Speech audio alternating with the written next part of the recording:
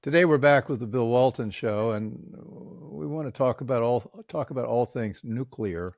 Uh, America forever. If there was some nuclear event on the horizon, there would be 24/7 coverage of this in the news and in media. And astonishingly, right now we have events brewing around the world which make World War III loom as a possibility, yet it's getting almost no coverage. And today, want to highlight that and get people focused on what they ought to be paying attention to and what we ought to be doing about it. To talk about it, I've got two men who are fantastic experts in this topic. Sam Faddis, who's uh, is a he's got a long resume. We tried to get it down to something succinct. He's a retired CIA operations officer, and he also is on Steve Bannon's War Room frequently, as most of you know. And we also have Lance Gatling checking in from Japan, where he's lived for the last 4 decades, who's a retired Army foreign area officer, and also spent some time with the State Department and in the defense technology industry. So let's get right into it. Sam, why don't you kick us off with what you see as the issues we need to be addressing? Well, thanks for having me. Look, I think that the challenge is that there are so many issues, right? It's hard to put your arms around them. As you said in your intro, we've walked right up to the line or run up to the line or whatever, stumbled up to the line all over the world. We're on the brink with the Iranians. As we're talking, the Chinese have once again encircled Taiwan, and as they're wont to do, are constantly rattling the saber. Putin has threatened to use tactical nuclear weapons. I've lost track of how many times. I mean, we are on the brink of actual nuclear war all around the planet in multiple locations. And folks, remember the Cuban Missile Crisis, at least from history books, and this dominated the news cycle. And oh my God, we could be looking at Armageddon, and today we make no reference to it at all. We pretend it's not happening. Lance, you pulled together a slide that gives kind of a big picture about who has nukes now around the world. Why don't you? I'm going to pull that up. Pull it up maybe in post production. Why don't you describe who has them and who potentially has them? And it's a pretty scary picture. At the peak in the 60s, the United States had over 31,000 nuclear warheads, everything from gigantic mega city death devices to literally man-packed nuclear weapons that were at the time were 50 to 70 pounds, say call it 8 pounds of plutonium and uranium, where a single individual in a special forces green light unit could be inserted. He could swim in, he could drop in and put that under a motor pool or a headquarters someplace, or we could loft them from the other side of the planet. Those 31,000 are down below 6,000 now. The United States as policy has withdrawn the nuclear weapons, most of them that are on alert. It doesn't take that long to retarget them. Some of that is public relations. It's actually not that big a deal to punch in a series of numbers to a computer, and actually just a feed rather than initializing the inertial navigation system on one of these missiles takes longer than it does to tell it where to go. So Russia has a numerical superiority, if it means anything in such a race as it is. If it means anything, there's actually more in Russia, which gives some people angst. But if you can destroy the world multiple times over, doing it for multiple times over plus one is probably not consequential. Following that, you have England, France, that have a few hundred. China currently has around 400, it's thought. Sam mentioned off camera that people are probably guessing. Of course they're guessing. I mean, they're putting together their best estimate. and you hope that those estimates aren't cooked for political purposes, which is all too often the case these days. If it ever wasn't the case, it was when I was too young and dumb to believe, to believe anything other than what I was briefed. We go to India, and it has a number, and the Indian weapons, of course, are only meaningful, primarily meaningful to the Pakistanis and the Chinese. Which is why they have those devices in the first place. Now, how they would deliver them is certainly of great interest to everybody. So you have the South Asia contingent, India, Pakistan, China, which is in Asia, South Asia, all over the place. China's a big place.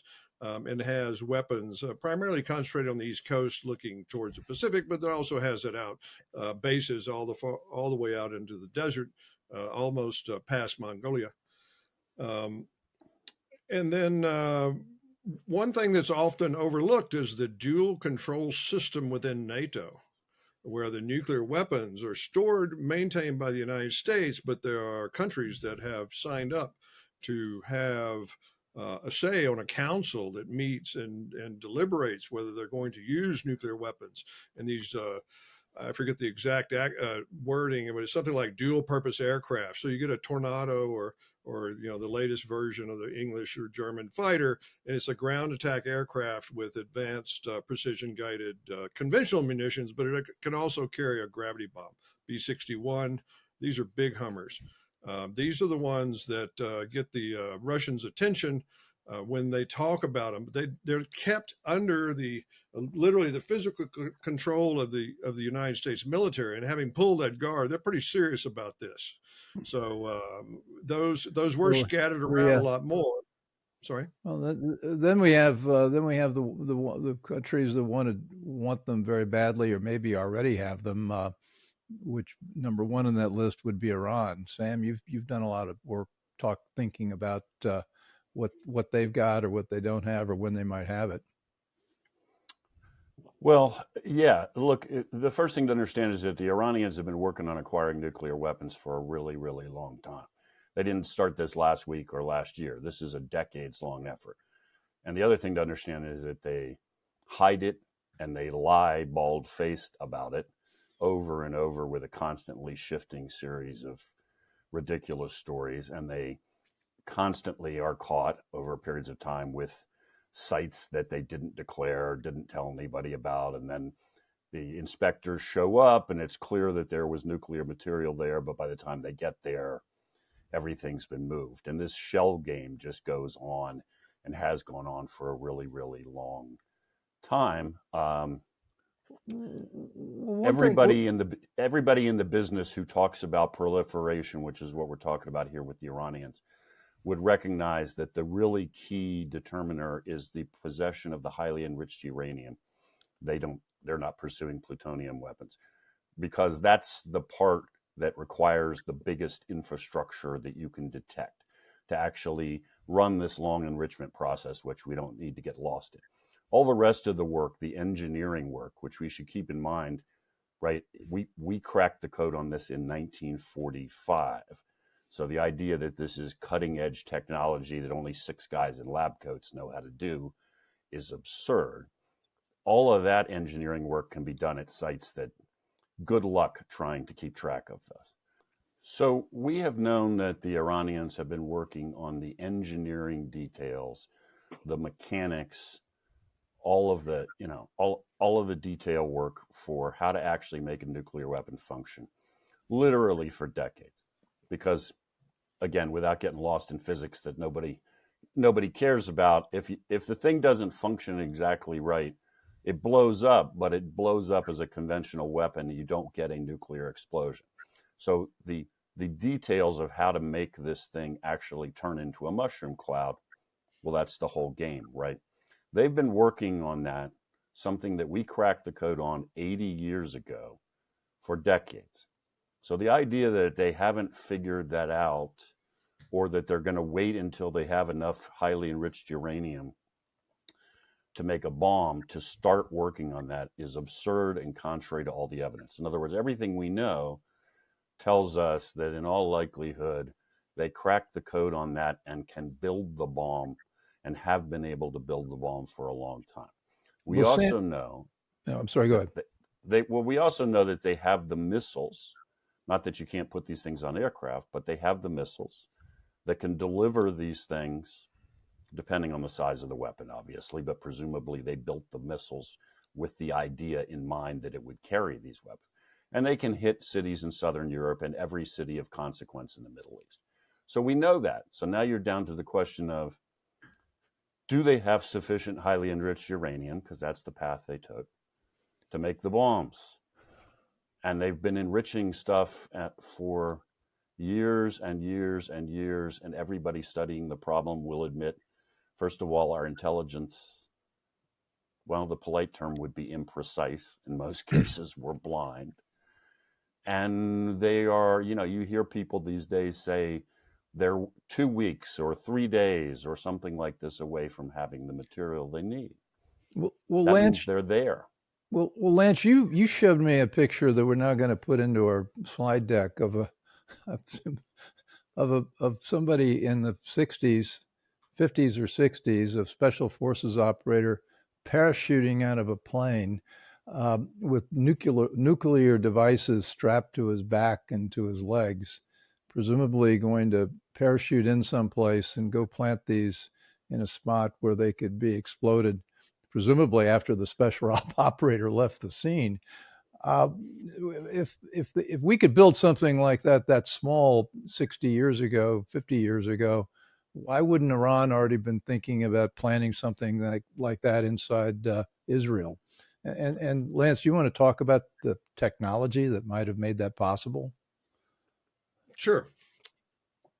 The miniaturization of nuclear weapons depends a lot on plutonium, weapons grade plutonium. If you really want to get something small, you go with plutonium, because the plutonium devices are what's in, say, 155 howitzer shell. Okay, small enough. You think about 155 millimeter.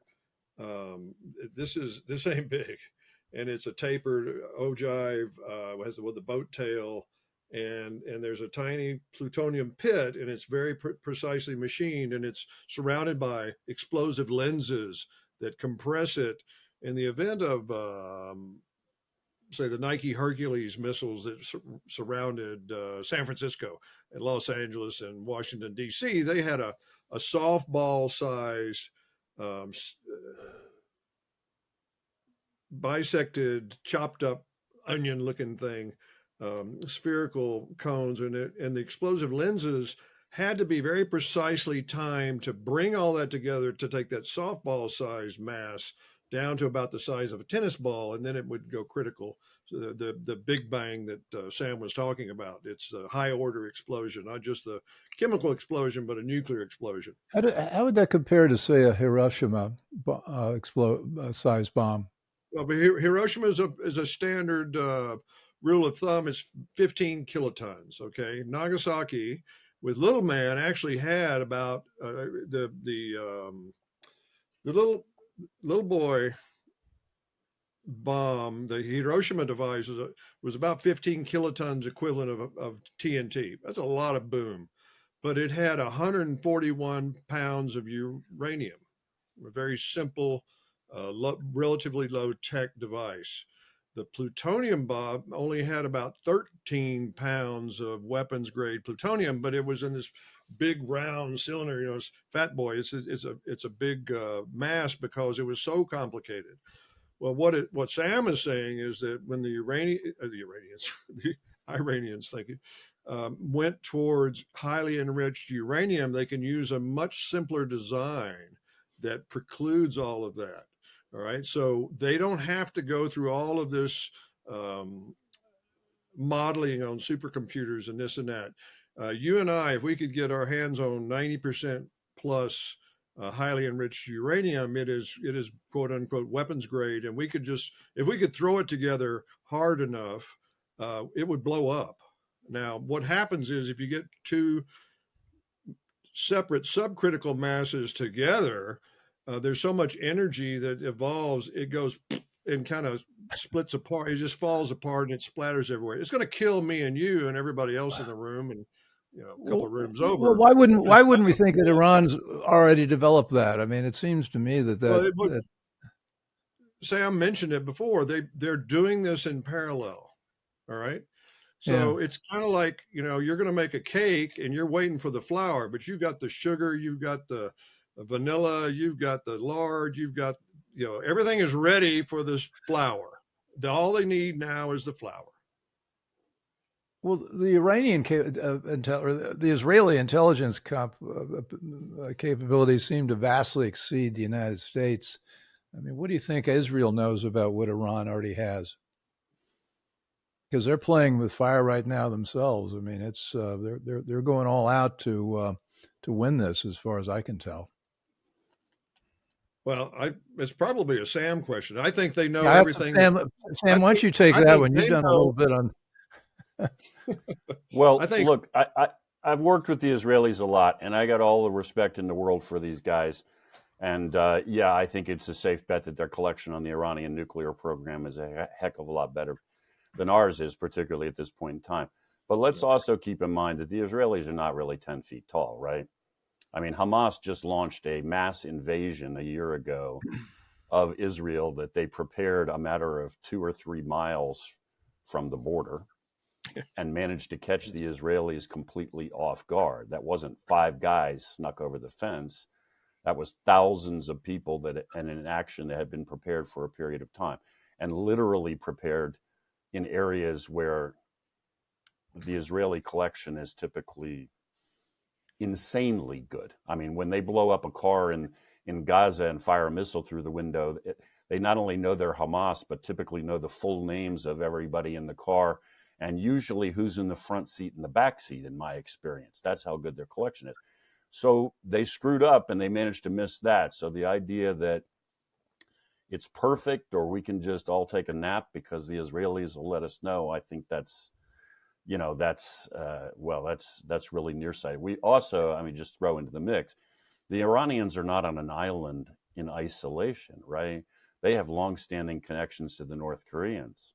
Well, the North Koreans have nuclear weapons, and we know that as a fact. So are we positing that the Iranians just decided to do all of this all on their own, but asked for no help from the North Koreans? I think that's pretty naive. Well, and There are lots of other bad didn't people on Russia the and North planet that Korea help them. just recently form a military alliance and Russia's transferring nuclear technology to North Korea? Well, they're certainly transferring launch vehicle technology, rocket technology. That's what Kim wants. The good President Kim in the North, he wants to prove that they are a worthwhile high-tech society, that their efforts have been rewarded. He was primarily focused on launch technology. The Russians wanted ammunition. They wanted munitions. They wanted rockets of various sorts. Of course, the North Koreans are very happy to have battlefield testing of their equipment, but mostly what they needed was 152 howitzer ammunition. This stuff is the popcorn of war. When I said I was a military operations officer, we would literally plan campaigns with train loads of 155 howitzer ammunition. People have no idea what that means. An entire train. We didn't measure it by trucks. We had core support in trains that would go someplace and have 400 2.5 ton trucks show up to carry this stuff around the battlefield. All right, so that's what the North Koreans gave, and that's what the Ukrainians apparently got with the drone, because they got lazy and sloppy and they piled it all in one pile instead of spreading it out over 3 or 4 square kilometers, which they should have with that kind of ammunition. So the Russians were looking for ammunition, conventional ammunition. I think the Russians have provided advanced medium range ballistic missile technology to the North Koreans. If you look at their Hwasong 11 series, it's a solid rocket motor MRBM, a medium range ballistic missile. That's a big step forward from the old type liquid fuel rockets they had before. That's a big deal. So I think they got that. Now, whether they got nuclear technology, nuclear weapons technology from the Russians, I think they already got it from the Pakistanis. I think they've had it for a long time. So, what about the Russians and helping out with Iran, speeding that along? Sam, you've done anything on that, or either one of you, really? Well, look, we know that there's a connection, and we know that there has been support going back and forth. The question is, if you come down to the nuclear program, again, I think the issue here is collection, right? People are always asking intelligence, what are the Russians doing? What are the Iranians doing? And no intel guy worth his salt wants to ever have the audacity to say, I don't have a clue, because we don't have the collection capability to do it. But unfortunately, that's the wall we bump into. And the Iranian program writ large, you have arrived at a point where I think you have to say, if you're at all prudent and have any common sense left, you have to say, we have to treat these guys as being nuclear capable. Yeah. I mean, the reality is, in my estimation, if they if they conduct a nuclear test and give you advance notice before they actually put those weapons on delivery vehicles, I think you will be lucky. And I don't think that's the way they would function, because in my experience, the Iranians are smart, right? They are sharp people. They will put functioning nuclear weapons on a dozen delivery vehicles. They will disperse them to locations you don't know all of those locations before they ever tell you we are nuclear capable. And keep in mind, we were talking about the size of nuclear devices here. I keep talking about delivery vehicles, and primarily I'm talking about ballistic missiles of some type, could potentially be drones. But the Iranians also operate a worldwide terror network with groups like Hezbollah that have a very strong lash up with Venezuela, as an example. I don't mean like a couple of Hezbollah guys show up in Venezuela every once in a while. This is a massive relationship. The Venezuelans give Hezbollah full sets of identity documents, false identity. What's that mean? Backstop. What that means is they'll give you a passport, and if you contact the Venezuelan government and ask them, is this guy a legit Venezuelan citizen? The Venezuelan government will say, yeah, he's one of ours. So you got a driver's license, a birth certificate, you got a passport. In other words, they can pass as Venezuelans. We've talked about the size of these nuclear weapons, especially if we start talking about something that's considered tactical, whatever exactly that means. Well, these are not particularly large devices. I mean, let's talk about so the Iranians have a capacity to move these weapons and put them places around the world that do not all have to involve digging big underground silos like we think of in Montana and putting it on a weapon. And so if they have put all this time and effort into it, they are not going to say to you, next Tuesday we're going to begin the process of going nuclear. They're going to detonate a device in the desert and then inform you that they're already capable of taking out Tel Aviv, and you're going to be left with that fait accompli. Well, let's talk about. I want to talk about the tactical thing, the technical piece of this, because people in Ukraine, in particular, there was a lot of talk in the last year or two where, well, Russia might use a tactical nuke, or we might do a tactical this or that. But the tactical nukes we're talking about are more powerful than the bombs that blew up Hiroshima, as I understand it. And so this distinction of somehow they're nukes and then they're tactical nukes, I think is a false one. And I'd love to have you guys weigh in on that. Yeah, I would agree. I would look forward to hear what Lance has to say about that. But that's why I say whatever tactical means, because 100%, you would find people that tell you that the bomb that took out Nagasaki or Hiroshima, in terms of yield, constitutes a tactical nuclear weapon. Yeah. Well, not to the very considerable number of people it vaporized or killed in one other way. Yeah. So the most modern devices are essentially dial-a-yield. Yield being the effect of the bomb, the relative effect, just for the explosion part. Doesn't count radiation and fallout and everything else. Just for explosion, the yield of a nuclear device. And the modern ones can be actually dialed, and usually they have like 3 levels.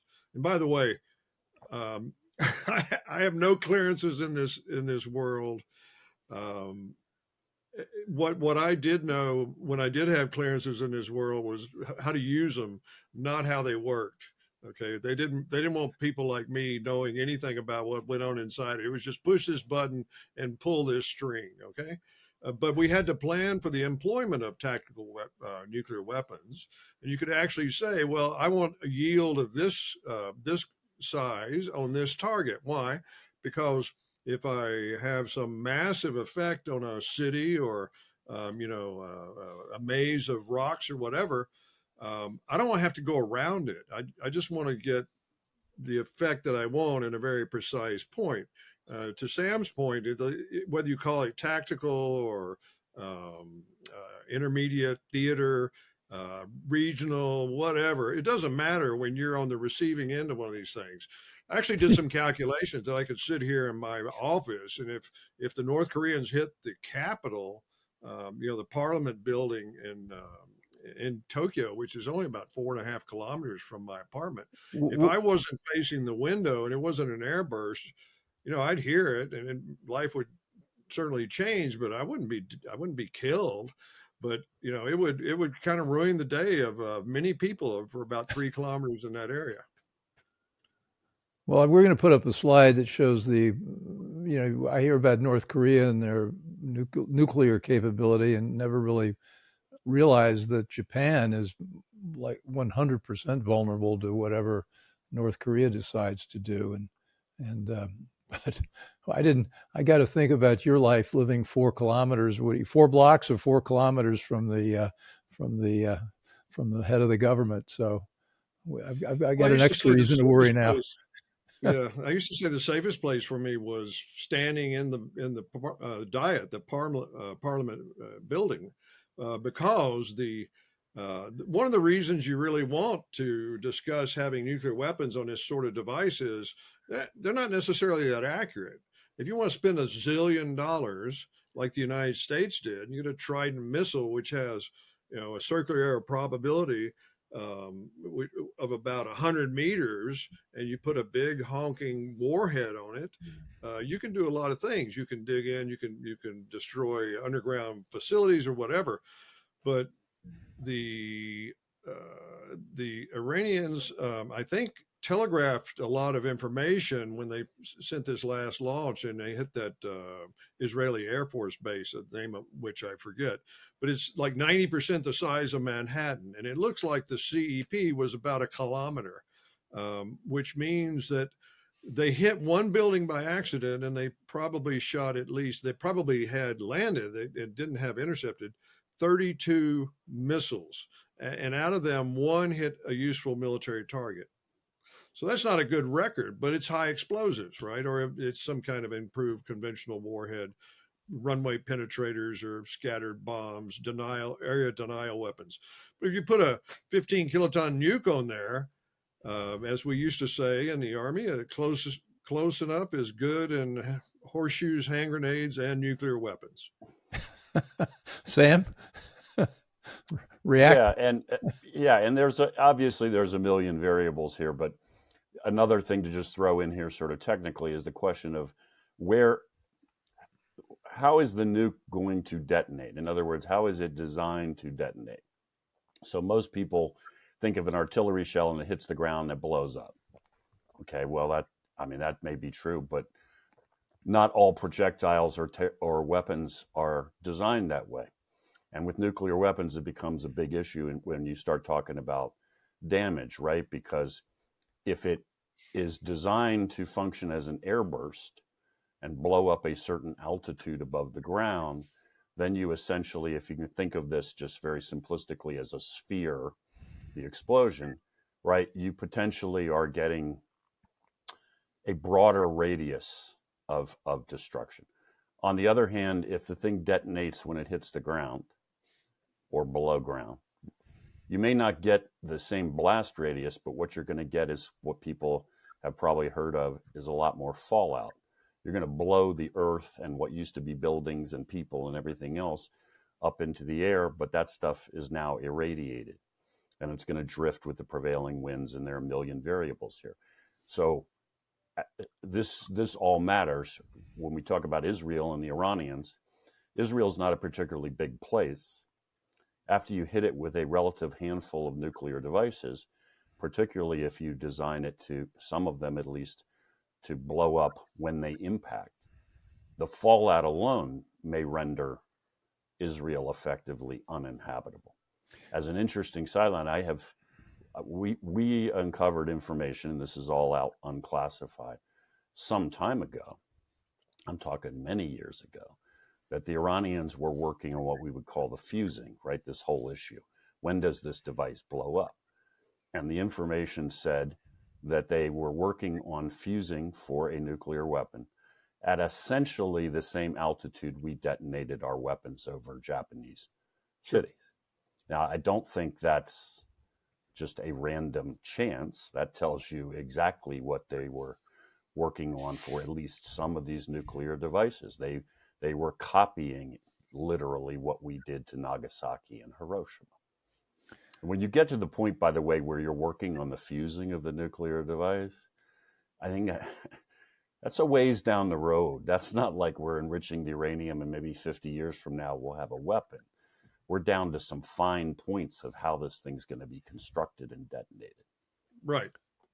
You would delay that while other technologies advance to your advantage. Miniaturization of electronics, sensors, cheaper sensor, some bariatric sensors, turn rate, accelerometers, all these devices that make a happy system to do that. I would take one exception with Sam, and this is where I'm going to show my superior engineer license here. You're West Point Engineering, as I recollect. West Point Ordnance System Engineering. Okay. I was a poli-sci major, so I have no turning on the can opener taxes me. So yeah, and a lawyer, but you can lawyer. So your finger yes. on the. Well, that means I can lie about my engineering experience. That's what that means. So it's not potentially you have greater effect. This is a very well known effect. Amongst certain people is not widely discussed because it's a real egghead sort of thing. Look at the Mach stem effect, MACH, like Ernst Mach. Mach stem effect is what happened in the Oklahoma City bombing when Timothy McVeigh set off his truck. He accidentally had the right standoff from the Murray Federal Building to almost double the power of the bomb by having it timed so that the two shock waves, the direct shock wave and then the reflection from the Earth's surface, all hit the building at one time. Well, I used to sell the devices that did that. The U.S. military spent a tremendous amount of money in World War II figuring this out with proximity fuses. Okay, so the proximity fuses are set in order to get the most effect out of a 2,000-pound bomb or a nuclear device or whatever. I think that the concerns about fallout are a bit overcooked. It's certainly an issue, and it's exactly correct. If you hit the ground and you blow up more dirt and debris and concrete dust that gets irradiated, then that is the definition of fallout, whether it's dangerous or not. But in terms of burrowing nuclear weapons, that is hard. That is not trivial, as we used to say. Why? Because you've got this very complex device, and you're going to slam it into the ground or into a piece of concrete at Mach 2 or 3 or 5 or whatever the missile is flying at, or some guy schleps it in and brings it in his Toyota. It doesn't matter. The point is, you can't slam it into something hard without the fear that you break something and you end up with a pop instead of a big bang. Does that make sense? It makes sense. And, one of the reasons I wanted to do this show was that I wanted to make people aware that the nuclear potential was pretty scary. But after listening to you guys for half an hour, I'm terrified. The different ways that we could, end humanity. seem endless. And let's shift a little bit more back to the geopolitical piece. Ukraine, Russia, where that is, it looks like Russia's sort of finally overwhelmed Ukraine. And yet there's still talk about long range missiles going into Russia. Shouldn't we ought to give them that? Doesn't that seem like it's going to, Putin, while he was very aggressive going into Ukraine, seems to have a lot of forbearance when it comes to, maxing out and what they could do with their nuclear capability. What's that theater of war look like to you? Shall I take lead? Yeah, go ahead. Whichever, jump in. I mean, you guys are both great. Well, look, let me throw out a couple of, I don't know if they're disclaimers or caveats up front. First of all, I'm no friend of Vladimir Putin's. I think he's a thug, and he's got a fantasy about reconstituting the old Soviet Union, and on some level, he got what he deserved going into Ukraine. I'm also a big believer, as is, I think, President Trump, that from our standpoint,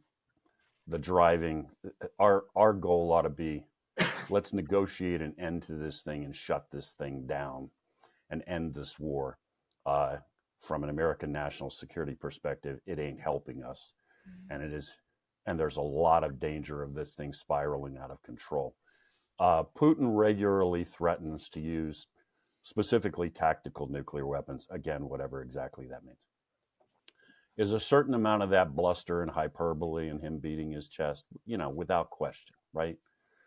I don't think it's wise of us to assume that that's all it is, right? The Ukrainians are bleeding to death in this war, but the Russians have taken massive casualties as well. They're pulling T-62 tanks out of storage to send to the front. Okay, I was an armor officer long, long ago. If I had seen a T-62 tank on the battlefield in my old M60A3, that would have been an easy day. We would have stacked those up as burned out hulks, killing them 2,000 yards out when they couldn't even see us. In other words, they were grotesquely obsolete, a little bit better than World War II technology at that point in a whole variety of ways that we don't get lost. So the idea that you're pulling those things out and throwing them on the battlefield, 40 years later, that's pretty sad. But what he does have completely intact is his nuclear arsenal. We could have all sorts of discussions about how many guys he's gotten killed and all the other degradation to his conventional arms and where he's getting everything. His nukes are intact, and we know for sure that they have had some very serious discussions in Russia about the possibility of doing things, for instance, that essentially constitute a warning shot of a tactical nuclear weapon at a relatively uninhabited area in Western Europe, however they define that, because at this point, NATO has expanded so far east, as a mechanism for saying, no, for real, back off, guys. Again, no friend of his, and not taking everything that Putin says at face value by any stretch of the imagination. But when you get to this point, it probably suggests that somebody ought to seriously be thinking about how many wars have we seen in history that spiraled out of control? And in retrospect, people are trying to figure out exactly how that happened. 1914 is the classic example, right? So this is a very, very, very real danger to me. And we ought to be doing something about it, which is back to the baseline. We ought to be getting these guys to the negotiating table, which, by the way, I don't think is that difficult of a process. I mean, and if nothing else, Donald Trump ought to know how to negotiate, right? Look at Vladimir Putin and say, look, brother, we can do this all day. You're bleeding to death and I'm not taking any casualties. All I got to do is keep writing checks. And look at Zelensky and say, unless you plan on fighting this war without us, you will sit down at the table and we're going to have a discussion. Do I think that will be resolved in 5 minutes? No, but I don't think it's I wholeheartedly agree with you, and that's one of the reasons I'm all in for Trump. I have this image of Kamala sitting across the table from Putin, and I think 60 Minutes would have to intervene to edit what she was saying to him to make her sound more credible and I don't think they could even do that. So Right. in terms of leadership choices when it comes to avoiding getting killed, it's 100 to 0 in terms of which way you've got to go. Hey, Lance, you got a point of view about this? I tend to leave the politics to the politicians if they leave me alone, but unfortunately they don't. Well, I spent a lot of time doing politics, so don't leave it up to me. I want to hear what you have to say. Well, on the political side, I think you're both right. You have it right. It's a waste of humanity. It's a waste of treasure. It's a waste of time. It's the Ukraine will never recover. It'll be a rump state with 10 million people who aren't going back because there's nothing to go back to. Right. The biggest export for Ukraine for the next couple of decades will be marriage age eligible women. It's an unmitigated disaster in all dimensions. Hadn't the And so population already dropped from like 40 million to 20 million? it started that way. It's probably more like 30 now. Okay. They've literally lost at least 10 million, either families or young men that have beat feet across. They're in Japan. I see them all the time. They're in Mongolia. They're everywhere. They're everywhere. They're hardworking people in a horrible situation. They had set up a very bright future. They'd set up a very bright idea. They were going to focus on IT, and they became the IT back room for most of Europe because they're multilingual. They work hard. They learn quickly. I worked with the Yuzhnoye and Yuzhmash, the inventors, the designers, the testers, and the manufacturers of the Cuban missiles, the actual missiles that went into Cuba, the Satan, the SS-18 that stopped Ronald Reagan cold in his tracks, and they went to the real SALT talks. And I worked with those guys. They were brilliant engineers, hardworking people, ready to do business, trying to figure out their way in a new world. And this whole thing has just been insane. So I'm all for that, but the what you're talking about is breaching what's called a nuclear threshold, and there have been more brain cycles spent on that than probably any question in the Western world, except for how many angels can dance on the head of a pin, because there are no answers. What happens when you cross the nuclear threshold? Almost inevitably, in the war games that run in the Pentagon with testosterone-filled American generals or whatnot, it escalates, and it ends up with some exchange that nobody wins. People like to quote Sun Tzu from the Bien Fa, the art of war, and they always quote the wrong stuff. One of my favorite quote from Sun Tzu is, "No country has ever benefited from a protracted war." Period. Right? So everybody loses by a protracted war. And this goes back to the Chinese. Are the Chinese going to attack Taiwan? No, because it becomes a protracted war. They're not going to win immediately. There's going to be stalemate. So right now the stalemate has to go, but the nuclear threshold that they're talking about, you have nut jobs in every culture, in every organization, and the nut jobs say, well, let's just put on a small demonstration of a 155 or a Katyusha, or no, sorry, no, one of their medium range tactical missiles. Let's just blow up something we occupy. Let's just make a big hole in our front line. And it doesn't work that way, okay? Because once you cross that, then everybody else is going to start ratcheting up. So hopefully no one will be so insane as to do that. Well, we all hope that, but we're counting on the forbearance of Vladimir Putin and not our own talented, intelligent, wise members of our administration, which seem to be, they're acting like children. I feel like we're in seventh grade. Tony Blinken says, "Well, we're just going to ignore Putin. We're going to spurn him." Well, good luck with that, guys. I mean, we have children playing with fire. Well, it's not like you have a choice. People constantly will try to claim that Trump dealt with the mafia. Well, anybody that does anything in New York City has to deal with the mafia. If you open a restaurant in Tokyo, you have to deal with the yakuza, the Japanese organized crime.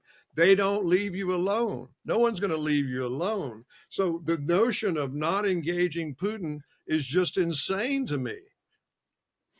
Well, I have a quick story. I used to be a banker and was Jay Pritzker's banker, and he was in a deal with Donald Trump. And we went to visit the casino in Atlantic City they were building. And I was a kid, actually, just a few years younger than Trump. But I went up and they didn't have any walls in. They just had the floors and the steel beams. And I looked across the expansive floor and it just was waving up and down. And, I said, so why don't we have a level concrete floor? And they said, well, that's a mafia floor. Because they control in Atlantic City, in New Jersey. Imagine. Oh, we were surprised. I'm shocked. The mafia is going on in this casino. To me, a Southern boy, when I went to West Point, I went to New York, and it was like a different world. Everybody's talking about the union. I thought they were the mob. The union, you have to go to the union to get a card to work as to hump bricks on a construction site. I went, who are these people and how do they enforce these rules? No, they're Democrats. There they are. Hey, we talked about the fourth flashpoint. We touched briefly on the other two. Just let's swing towards China, Taiwan. I'm in the camp that thinks, and I think Sam, you've analyzed this as well, and you live there. Not Sam, but Lance. I think the odds of something happening where China tries to go into Taiwan are quite low. But nevertheless, China's got 400 nukes already, and maybe 10 times that amount. We don't know, but it seems like they'd have zero interest in using that kind of weapon with Taiwan. Well, that's my general impression. Is that once again, it cannot be won quickly. If you look at the history of World War II and Operation Overlord and the terror, the stark terror of the Allied commanders that they would get caught crossing the Pas-de-Calais and the English Channel, which is what I forget, like 18 miles wide at the narrow point or something. It's not much, right? Well, the Taiwan Straits are 150 miles. There's no place to hide. You can only come ashore in a handful of areas on the western shore of Taiwan. And when you do, you're faced with either a mountain or an urban area where you wouldn't want to drive through. A conventional invasion of Taiwan, to me, is almost unthinkable, right? Doesn't mean they're not going to use that notion to whip up their own forces and to, be strong. I've had commanders who were, the same way. I mean, most of them never really thought we're going to go, take our bayonets and go attack the North Koreans in their sleep. But it was certainly a way to rile up the troops and get people to work hard and everything else. And you've got domestic audiences that read that, and it's useful to whip up public sentiment against the Japanese or the Taiwanese or whatever. But you look at what happened to our economy, the destruction, the losses in our economy with our own shutdown, much less being bombed or whatever. And the density of Taiwan is hard for people to understand. Those chips that we need, and we do need them, come from very dense industrial parks. Right on the shore of the board that faces China. And yeah, the advanced semiconductor business, the whole world depends on what's going on in Taiwan. It's in nobody's interest to see that destroyed. When I was in a certain large U.S. chip manufacturer that was offshoring as quickly as possible, I was in the defense group that was 16,000 people in a 150,000 person company. And they were offshoring advanced chips, as fast as they could. And I asked one of the senior VPs coming out of the military and the State Department, I thought, did Washington actually okay this? I mean, did anybody actually ask the question? He goes, Lance, they're all doing it. If we don't do it, we're going to be behind the 8 ball. and all of our competition is doing it. And what are we going to do? Do you have an alternative? No, I didn't, but I went and visited the place, and it is the goose that lays the golden egg, but the infrastructure that's required to make that happen is so complex. If you think getting an electric vehicle out of China, uh, rare earth magnets, permanent magnets, AC, DC, whatever, converters, all the electronics, and the lithium, you think that's complicated. It's nothing compared to what the technology that comes together into that chip that runs your iPhone or your supercomputer, whatever it is, AI, you name it. So, and also the Chinese don't have to do that. There's a Chinese saying that says when to scare the monkey, kill the chicken. Right? You kill the chicken in order to scare the monkey. Why? If you're a monkey trainer and you got your monkey, whatever the Chinese equivalent of an organ grinding monkey is, and he's being recalcitrant, they're pretty intelligent creatures. So you take a chicken, which is going to end up in the pot anyhow, and you kill it very noisily in front of the monkey, and you look at the monkey and say, "Capiche? Do you get it?" And the monkeys tend to fall in line. Well, that's what China is doing, right? They're picking on Yeah. Philippines, or if they can, they pick on the Vietnamese who tend to fight back. So the Philippines is a easier, better target because they don't have any advanced military capability. And thankfully, we're not getting too spun up about it, but they pick on them all the time and they're encroaching on them. And the Taiwanese see that they don't have to invade Taiwan to control it. You, Sam may have read The Defense of Duffer's Drift when he was a young Army officer. It's about the Boer War, and a young man has to defend a drift, and he actually goes to the drift. He ends up, he gets killed, and he wakes up. He gets killed. He wakes up. It's like 6 times. He finally realizes, I don't have to sit on the drift to defend the drift. I need to get out up here where I can see it. Well, it's the same thing in Taiwan. They can blockade Taiwan. They've encircled. They can only do it for a short period of time right now. But in doing so, they have to transit international waters in Japan and in the Philippines, and they're very vulnerable to being blocked off from that. So it is not the Chinese are definitely not 10 feet tall. There's astonishing developments in China. When I was a strategic war planner in Japan, we planned the defense of Japan and the assistance of the defense of Korea. China didn't even have a war plan, as far as I know. I mean, first time I went to China, they had 4 million men, and you couldn't even, in the military, the PLA, you couldn't even say there were men under arms because they didn't have arms. They didn't have enough rifles for every man in the PLA. And look what they've done. It's astonishing. And they did it with our money, honey, which is just, drives me crazy. But it is what it is. And now what are we going to do with it? And it's not going to, like you say, the people in the administration now, they're talking a good fight about the pivot to Asia, but there's not a whole lot there. They this admit they don't have a clue. I mean that really brings us. I could talk with you guys for days, but we got to wrap this up. Brings us back to our government, our current government, and what we ought to be doing. And it seems like everywhere we look, we're either blundering or deliberately, taking us in the wrong direction. I mean, my favorite stories are John Kerry going to China when we've got all these issues, and his only issue is climate. And then we've got our State Department all around the world flying LGBTQ plus flags to celebrate diversity in countries where if you celebrated that kind of diversity, you'd likely be killed.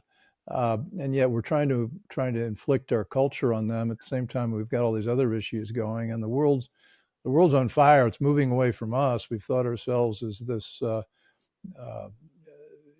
sovereign giant that could do anything we want, and I think it's becoming really clear we cannot.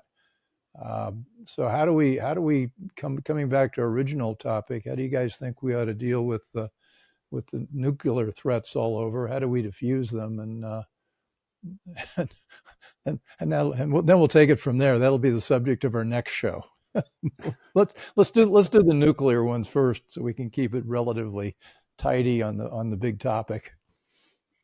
Well, look, I think I'm obviously transparently an America First guy. People talk about World War II and the Greatest Generation, and I'm all about that. My dad, when he was 22, was at Okinawa, so and I grew up on those stories. But what they sometimes forget is, or look past, is how hard nosed our policy was. Realpolitik. I mean, we looked at this war and made a deal with Joseph Stalin for the duration of the war. We armed the Soviet army, right? With that enemy, with clear ideas of the fact that, okay, we're going to have to deal with these guys down the road. But this is about America first, our national security, to defeat Imperial Japan and Italy and Nazi Germany. This is the hard-nosed, very, very pragmatic policy, all focused on us. We'll deal with the Russians down the road. We don't think they're our buddies. But right now, we got to make these hard decisions.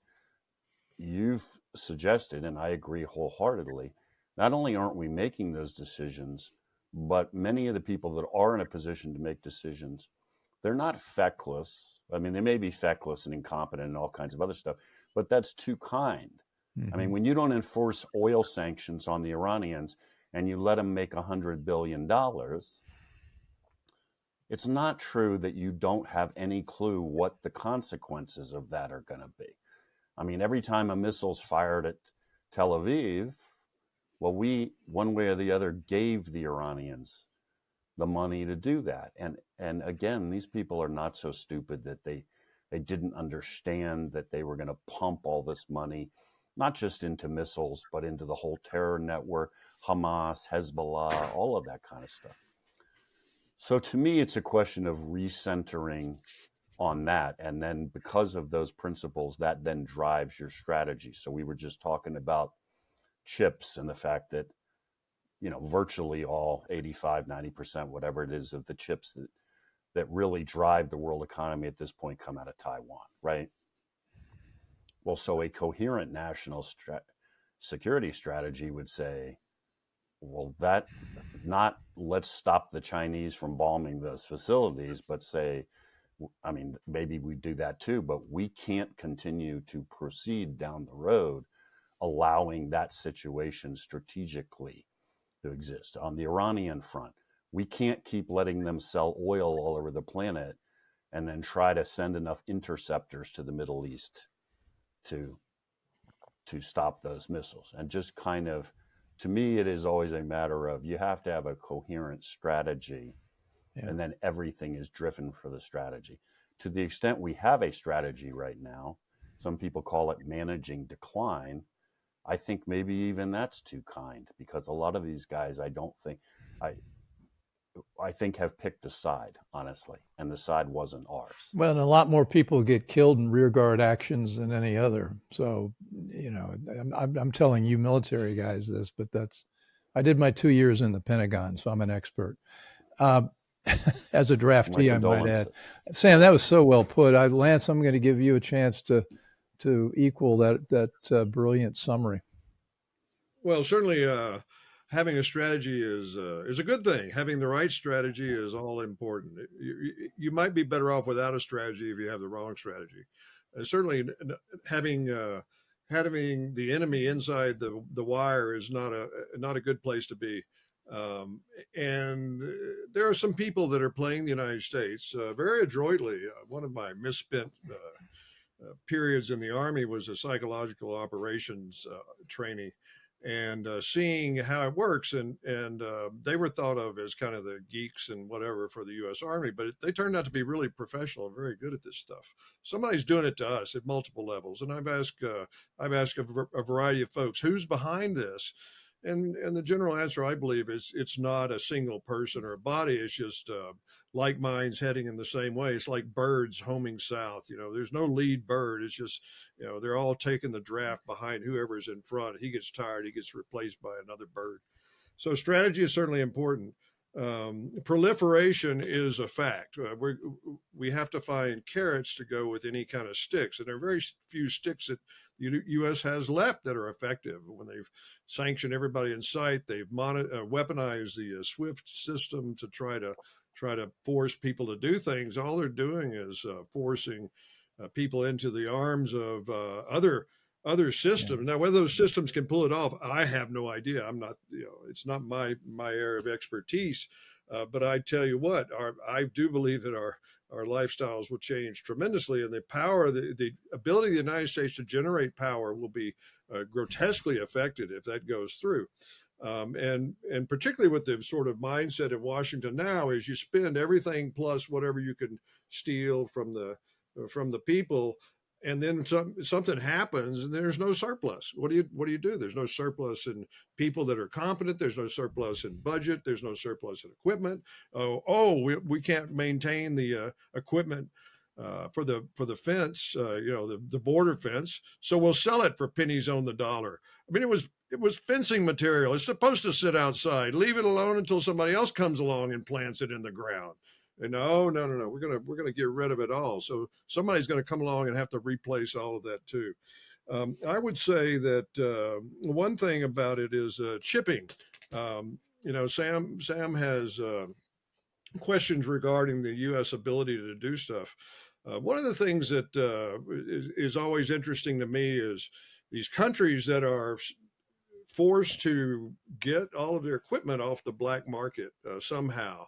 Accelerometers, chips, you name it. Every Russian advanced platform has a U.S. chip in it. Well, it doesn't take a genius, because I figured it out. If you could chip those, if you could put in fake chips that have a certain parameters built in, where they stop working on Easter Sunday or whatever. Acceleration is this, or it gets a feed from accelerometer that this is happening in the aircraft, and all of a sudden you turn off the engines, or any number of things like that. I probably had some poor North Korean logistics guy had his fingernails yanked out when I said this in the Foreign Correspondents Club in Japan. There's no way to tell. They would never be able to recover the rocket from the missile from the bottom of the Sea of Japan to see if it was actually someone in the supply chain. I actually tried to get a missile systems engineer, a friend of mine. We're going to write an article on the 1,000 things you could do to screw up somebody's missile if you could get inside their supply chain. You'd never demonstrate. You'd never tell the world you had it.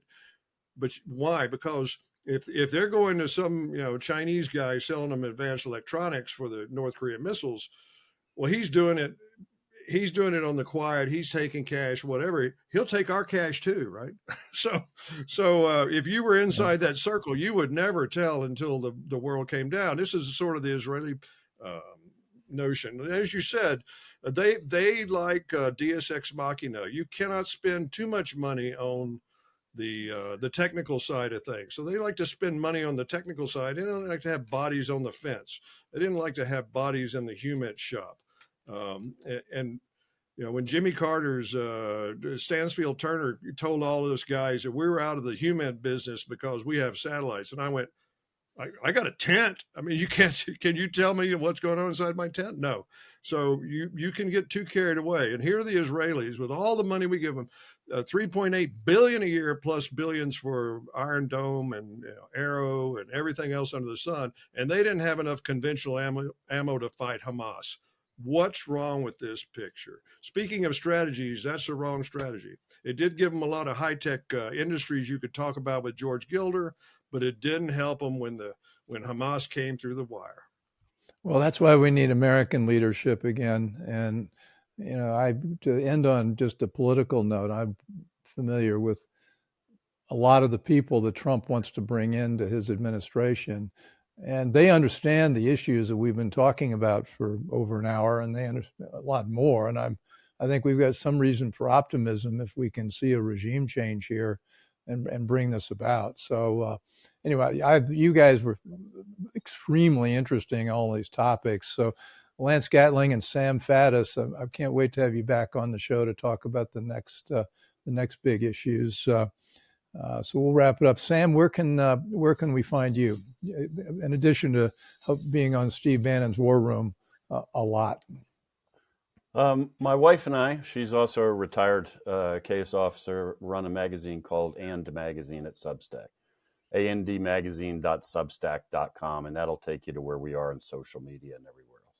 It's a terrific magazine, and I'd recommend being a paid subscriber. Lance, you're in Tokyo. That's where we can find you approximately, knowing that. But where can we find you in the digital world? I tend to stick with the podcasts of friends and colleagues. I don't write a lot. Um, I don't publish that.